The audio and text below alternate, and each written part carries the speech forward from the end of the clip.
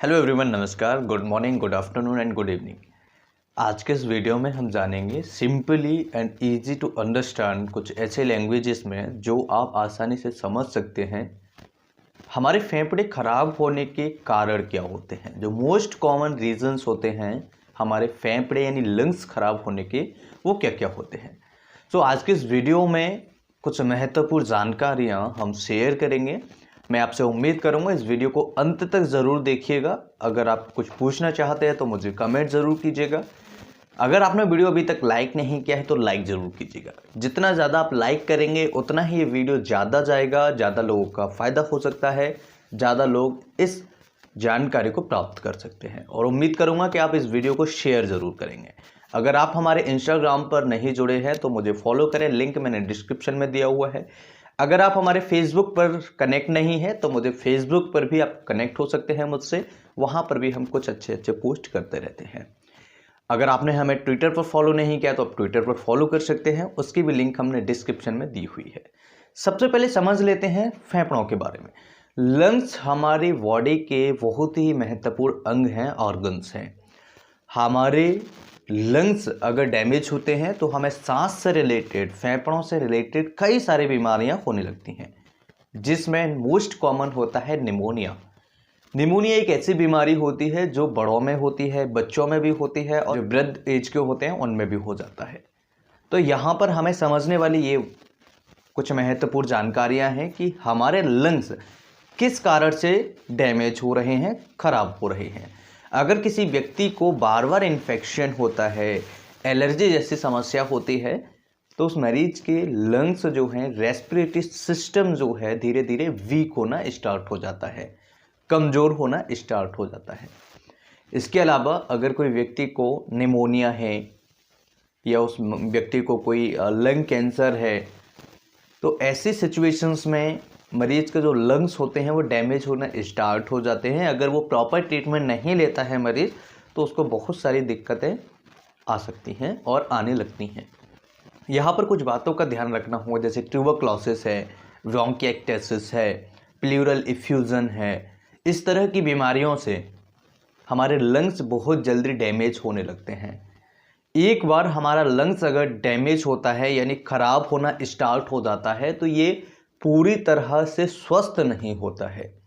कुछ ना कुछ हिस्सा उसका खराब या डैमेज रहता है, जिसकी वजह से हमें कंटिन्यूसली या तो बलगम बनी रहती है, या फिर हमें खांसी आती रहती है, या कई बार हमें लंग्स से थूक के साथ में खून आने लगता है, जिसे हम हेमेप्टाइसिस कहते हैं।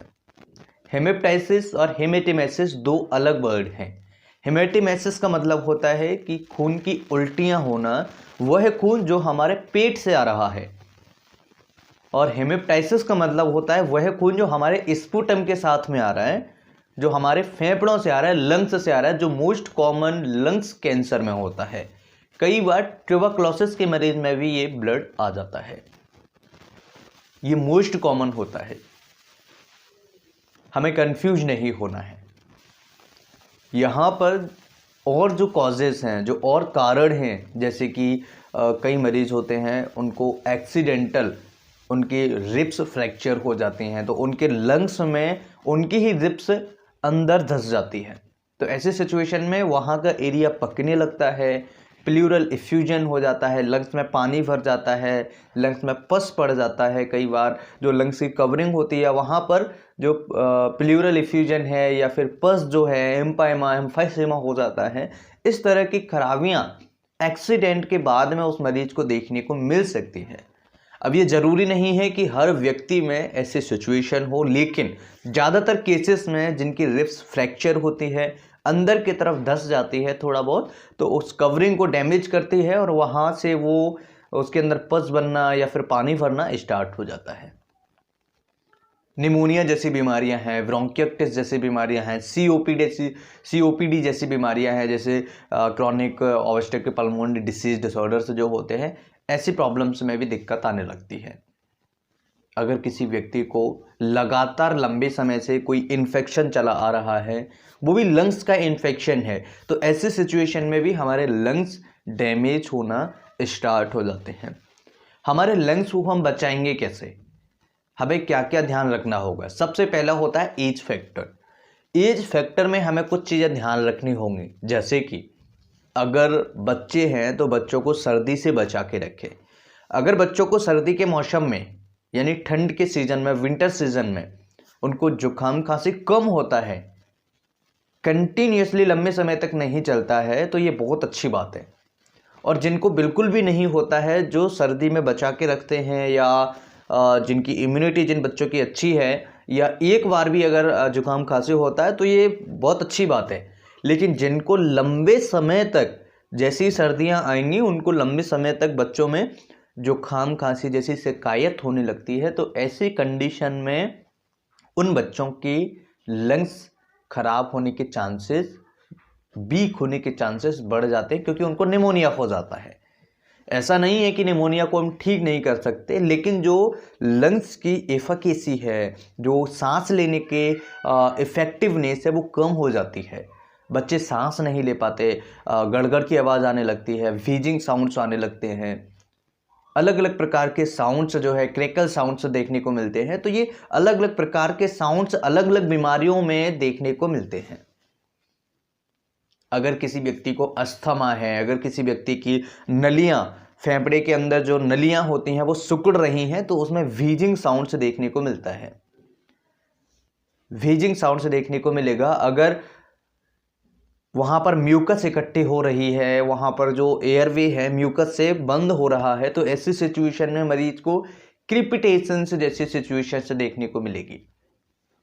क्रिपिटेशंस आप एक बार सर्च करेंगे, गूगल करेंगे या यूट्यूब करेंगे, तो आपको क्रिपिटेशन साउंड इन लंग्स डिसीजेस, तो आपको वहाँ पर देखने को मिल जाएगी। बहुत अच्छी क्रिपिटेशंस अच्छी सुनाई देती है। इसके अलावा व्हीजिंग मैंने आपको बताया, क्रिपिटेशंस मैंने आपको बताया, अदर साउंड्स भी देखने को मिलती हैं। अपर रेस्पिरेटरी जो इन्फेक्शंस होते हैं उनमें अलग साउंड्स देखने को मिलती हैं।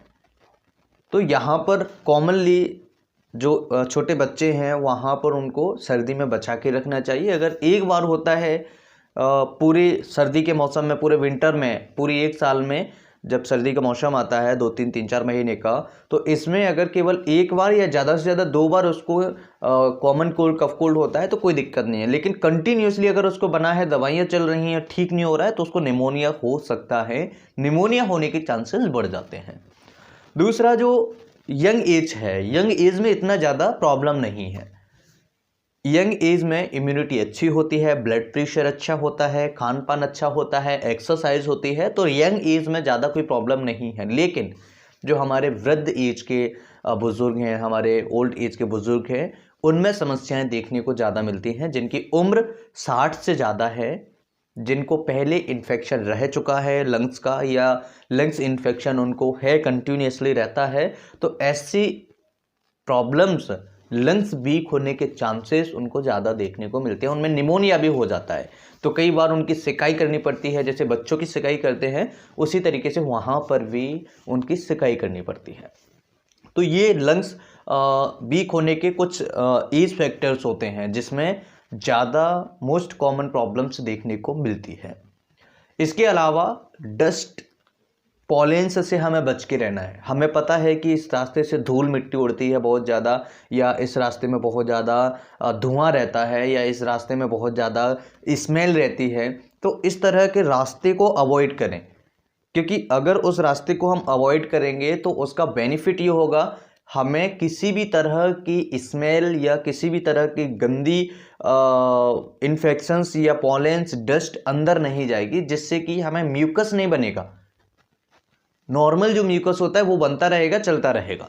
लेकिन जब हम किसी डस्ट के कांटेक्ट में जाते हैं, एलर्जेंस के कांटेक्ट में जाते हैं, किसी पॉलेन के कांटेक्ट में जाते हैं, किसी धुएं के कांटेक्ट में जाते हैं, तो एक्स्ट्रा म्यूकस हमारे ट्रैकिया में या हमारे रेस्पिरेटरी सिस्टम में बनने लगता है, जिससे क्या होता है कि हमें इरिटेशन होने लगता है और उसी से हमें जुकाम खांसी होना स्टार्ट हो जाता है।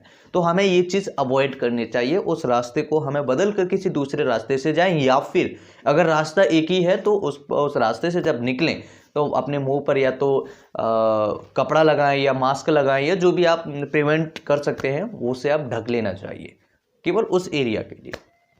तो ये आप प्रिवेंशन कर सकते हैं। दूसरा, हरी सब्जियां, ग्रीन वेजिटेबल्स का सेवन करना चाहिए। एक्सरसाइज बहुत ज़्यादा ज़रूरी है, लंग्स की एक्सरसाइज भी बहुत ज़्यादा ज़रूरी है। अगर हम लंग्स एक्सरसाइज नहीं करते हैं तो हमारे फेफड़े वीक होने के बहुत ज़्यादा चांस होते हैं, वीक हो जाते हैं। लंग्स एक्सरसाइज कौन सी होती है?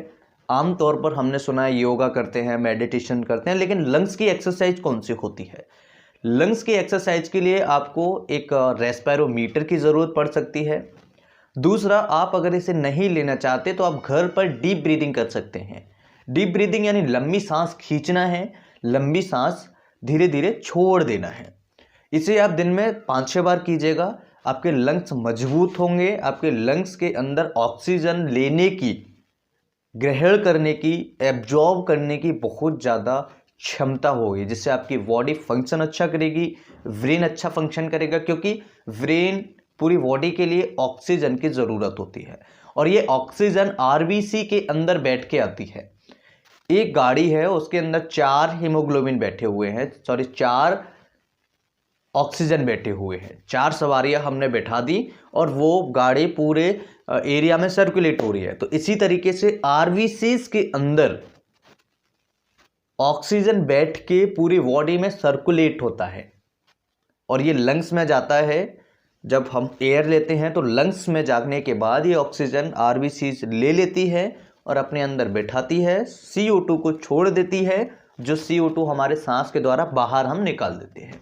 ये कॉमन प्रोसेस है। तो ये लंग्स को हम इस तरह से बचा सकते हैं, लंग्स की एक्सरसाइज कर सकते हैं, डीप ब्रीदिंग कर सकते हैं। रेस्पिरोमीटर अगर आपने नहीं देखा है तो मैं एक न्यू वीडियो में आपको बताऊंगा, पिछली वीडियोस में भी डिस्कस कर चुका हूं। इस तरह से हम लंग्स को स्ट्रॉन्ग कर सकते हैं। दूसरा, ग्रीन वेजिटेबल्स है और नॉर्मल एक्सरसाइज भी कीजिएगा, मेडिटेशन कीजिएगा, इसके अलावा योगा कीजिएगा, ग्रीन वेजिटेबल्स खाइएगा और ऐसी चीज़ों से बचिएगा जिन चीज़ों से आपको एलर्जी है। जैसे खाने पीने में कई लोगों को दूध से एलर्जी होती है। मोस्ट कॉमन जो एलर्जी है आज की डेट में वो दूध की वजह से देखने को मिल रही है। शाम को अगर कोई व्यक्ति दूध पी लेता है तो उसको सुबह बलगम बनना स्टार्ट हो जाता है, क्योंकि उसे पचाने के लिए हम मेहनत नहीं करते हैं।